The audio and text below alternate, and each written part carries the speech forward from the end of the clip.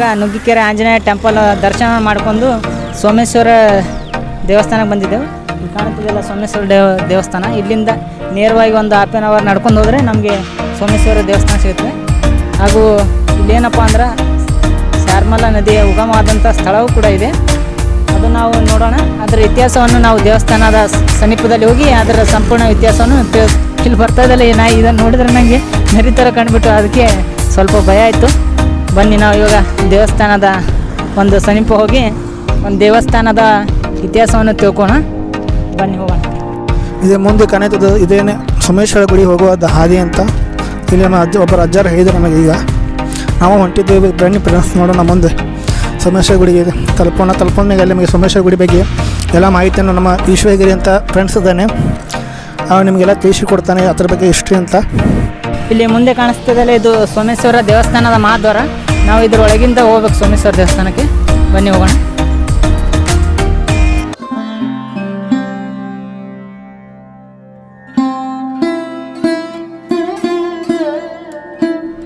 ನೋಡಿ ಸ್ನೇಹಿತರೆ, ಇಲ್ಲಿ ಹಿಂದೆ ಕಾಣ್ತದಲ್ಲ ಇದು ಸೋಮೇಶ್ವರ ದೇವಾಲಯ. ಇಲ್ಲಿ ಹಲವು ದೇವಾಲಯ ಇದೆ. ಶನೀಶ್ವರ ದೇವಾಲಯ, ಹನುಮಾನ್ ದೇವಾಲಯ, ಭಾಳಷ್ಟು ದೇವಸ್ಥಾನಗಳಿವೆ. ನಾವೆಲ್ಲವನ್ನು ಒಂದೊಂದಾಗಿ ನೋಡೋಣ ಬನ್ನಿ.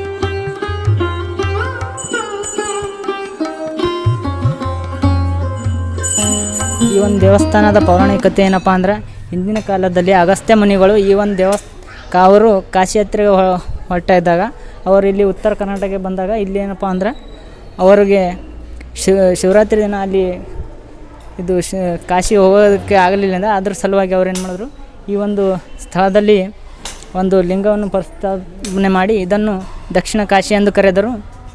ಇದೇನಪ್ಪ ಅಂದ್ರೆ ಮುಂದೆ ಇಲ್ಲಿ ಈ ಒಂದು ದೇವಸ್ಥಾನವನ್ನು ಚಾಲುಕ್ಯರ ಶಿಲ್ಪಿಯಾದಂಥ ಜಕಣಾಚಾರ್ಯರು ಈ ಒಂದು ದೇವಸ್ಥಾನದ ನಿರ್ಮಾಣ ಮಾಡ್ತಾರೆ.